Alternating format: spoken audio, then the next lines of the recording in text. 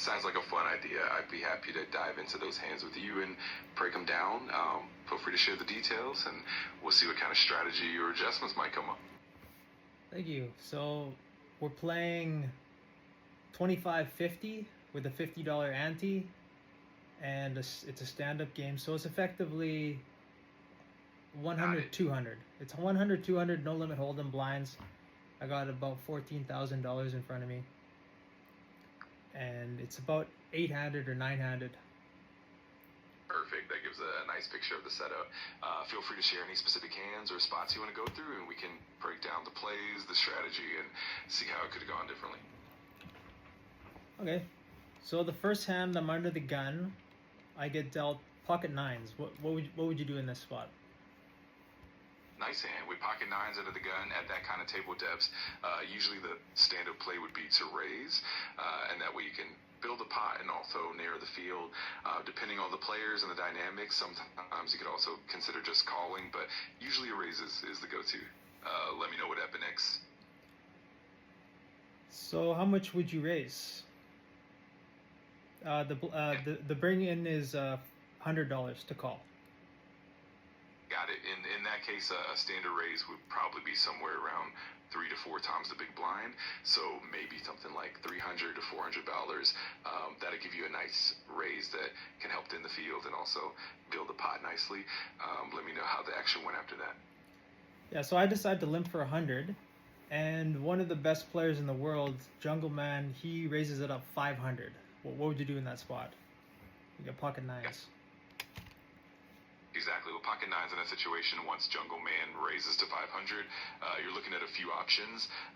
You could call to see a flop, which keeps the pot manageable and allows you to reevaluate on the flop. Alternatively, you could consider a through bet to apply some pressure, especially if you think you can get him to fold some hands, or if you want to build a bigger pot. It really depends on the dynamics and your read on him. Let me know how you decided to proceed. So I decided to call the 500. The flop comes king, queen, queen, 2 hearts, and I have a 9 of hearts in my hand. And he leads out for $200. What would you do? All right, so with that flop, you've got king, queen, queen with 2 hearts, and you hold the 9 of hearts. That means you have a backdoor flush draw and a middle pair with the 9s. Given that the best player is raised and now leads out, it really depends on. Sorry, go ahead. It really depends on what?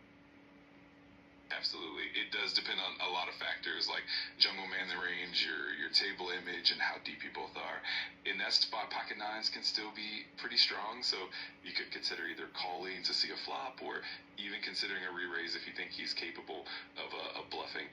It's definitely a spot where a deeper analysis of his tendencies and the dynamic would help.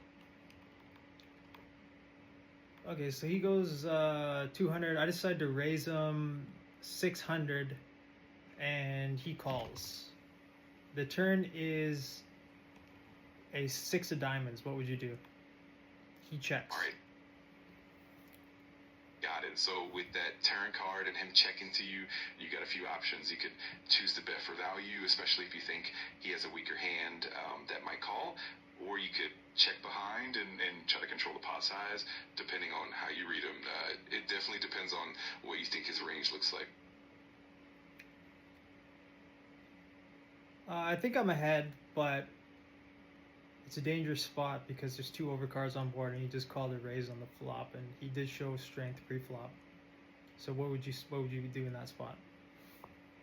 Yeah, that definitely makes it a tricky spot. In that case, if you feel like you're ahead, but there's potential for him to have overcards or a stronger range, you could lean towards a smaller, more controlled bet on the turn just to get some value and keep the pot manageable. Alternatively, checking behind could also be a good option to keep the pot smaller and then reevaluate on the river. It's definitely a balancing act.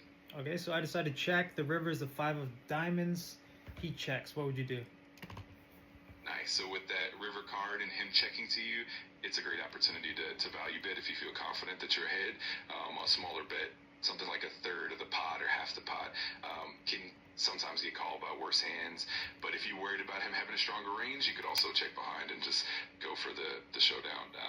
It really depends on your read and what you think he's holding. Okay, so in conclusion, it just really depends on lots of things, and Exactly. you could play it many different ways. Absolutely. There's always a lot of nuance and different strategies depending on the dynamics and the opponent. It definitely keeps things interesting. If you have any other hands or spots you want to go through, just let me know. Sure. The next hand, I get pocket tens, and this Nice. spot, early position is again. What would you do? Same table. With pocket tens early position, it's definitely a strong hand. Typically, a standard raise is the way to go. Something like 3 to 4 times the big blind. Again, that way you build a pot and also narrow the field. But of course, if you've got some specific reads on the table, you could adjust accordingly. Let me know how it plays out. So one guy bets, and then it's on you. What would you do? In that scenario, if someone has already bet and you've got pocket tens, you'd usually want to consider either a raise for value, especially if you think you're ahead of their range, or potentially even just calling to see the flop if you want to keep the pot under control. It'll definitely depend on the size of the bet and the tendencies of the player who made it. Okay, and now the board comes ace high. Would you bet and you're out of position? Would you bet or would you check? In that situation with an ace high board and you out of position can definitely get a bit tricky. If you think the opponent might have a weaker hand or might fold to a bet, you could consider a small continuation bet to try to take it down right there. On the other hand, if you think you're likely behind or you want to control the pot size, checking could be a safer approach, and then evaluate their action on the turn. Okay. It really comes down. It really comes down to what? Exactly. It all comes down to those subtleties and the dynamics of the table. It definitely keeps the game interesting and keeps you on your toes. If you want to dive into any more hands or decos, just let me know. Okay, and now, so I decided to check that ace high board, ace high flop with pocket tens, and the opponent bets. What would you do? In that case, if your opponent bets after you check, you got a couple of options. You could consider calling if you think you're ahead of their range, or if you want to keep the pot under control and see another card. On the other hand, if you feel like the bet is too large or you're concerned that they have an ace or something stronger, you could also consider folding.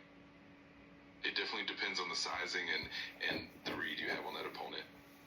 Okay, so I decide to fold, and he shows the ace. Gotcha. That definitely makes sense then. It sounds like you made the right read in that spot. It's always good to stay cautious, especially when the ace hits the board. If you got any more hands or situations you want to run through, just fair game too, my friend. Folds the tens. Wow, I mean that's actually a pretty good fold. Yeah. The discipline on this man is You'd be getting the next level. It's really easy to be disciplined when you're behind a castle and you have guards. You know what I mean? Yeah. His bridge is gone, though. Yep, but as Tony says, an ace from space. And Garrett gets away from it.